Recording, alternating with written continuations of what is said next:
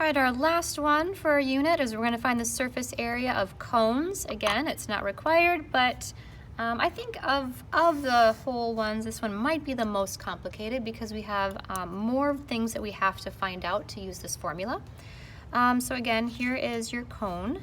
You need to know what the radius of your cone is. You need to know what the height of your cone is. That's going from the center of your circle up to that vertex.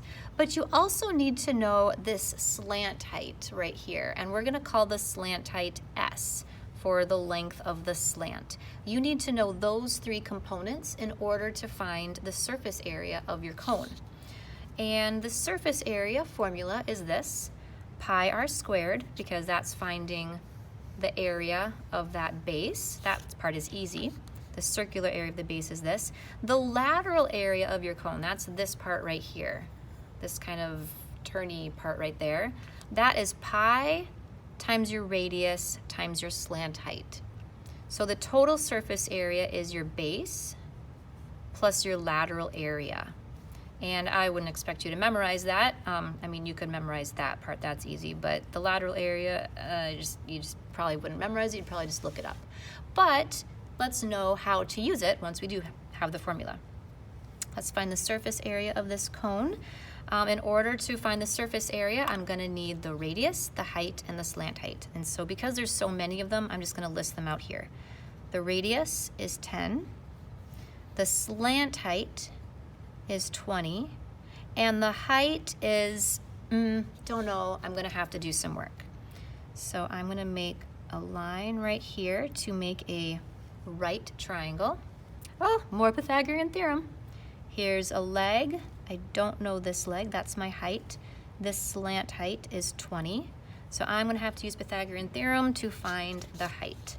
So here we go, Pythagorean theorem. A squared plus b squared equals c squared. Height plus my radius, 10 squared, equals my hypotenuse, which is 20 squared. Height squared plus 100 equals 400. Height squared equals 300. I'm going to take the square root of both sides.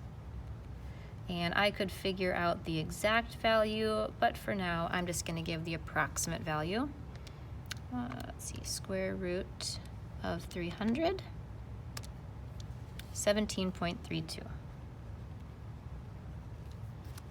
So I have my height is approximately 17.32 yards. Now I know each of my components. Now I can find the surface area. Surface area, I'm just going to write down this formula. Pi r squared, that's my base, plus pi rs, that's my whole lateral area, and I'm going to fill in what I know. Pi radius is 10 squared, plus 10, pi, I mix those up, that's okay, times 20. I'm going to simplify this. 100 pi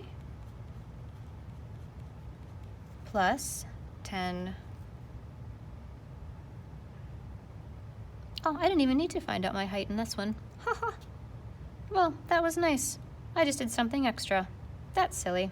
I only had to figure out my radius and my slant height. Well, we got a little extra bit practice with Pythagorean theorem. Sometimes you just find a little bit extra information. I guess it's been a long day. That's okay. 20 times 10 is 200 pi.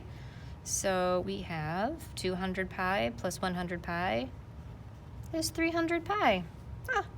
So I didn't even need to find this height. That would just be extra fluffy information. Great. And my units, surface area, is yards squared or square yards. And that's my exact answer. And I'm going to leave it as the exact answer. Okay, let's go ahead and do example 2. Find the surface area. Well, I'm gonna not make that mistake again. I only need to know my radius. My diameter is 8, so my radius is 4. And my slant height is 9/2. I do not need to know my real height, so I'm not gonna find it. My surface area is pi r squared, that's my area of my base, plus pi rs, that's my lateral area. Let's plug in what we know. 4 squared. 4 times your slant height is 9/2. Now I'm going to try to keep this whole value as a fraction, just to get some practice at working with fractions. So this term right here, 4 squared is 16, so that's 16 pi. And then I'm going to simplify this term. 4 times 9 is 36. 36 divided by 2 is 18 pi. Didn't really have to do much there. And 16 plus 18 is 34.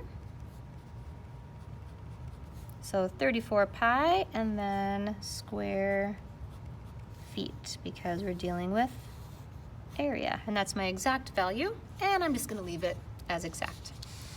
All right, example 3. Here's where we have to do a little bit of work. Let's see, we know that the radius is 5. The height is 12, but I don't really care about the height. I need to know this value, this slant height. So S equals, don't know. Here's where I could use the Pythagorean theorem. I do know right away what the slant height is. This is a very common Pythagorean triple, so I know what it is, but I'll go ahead and use Pythagorean theorem anyway, just in case you don't recognize what this Pythagorean triple is. So Pythagorean theorem, okay, that would be 5 squared plus 12 squared equals, we'll call it S squared. Make sure your S doesn't look like a 5. 25 plus 144 equals S squared. Oh, that's what, 169 equals S squared. Take the square root of both sides, and you get your slant height equals, the square root of 169 is 13. That is a 5, 12, 13 triangle. Okay, so my radius is 5, my slant height is 13. I'm going to use these two values and plug into this formula, which I'm just becoming very familiar with. Pi r squared, there's the area of my base. Pi rs, there's my lateral area. Radius is 5. 5 and times 13. Now I'm going to simplify. 5 squared is 25 pi. 13 times 5, I don't know, what is that? 65. 65 pi. 25 plus 65 is 90. 90 pi. And that is square feet or feet squared. That's my exact answer. I could find the approximate, but I don't feel like it. So that is the surface area of a cone. You need to know the radius, you need to know the slant height, and you might need to do something with the height in order to find the slant height if you're not given it.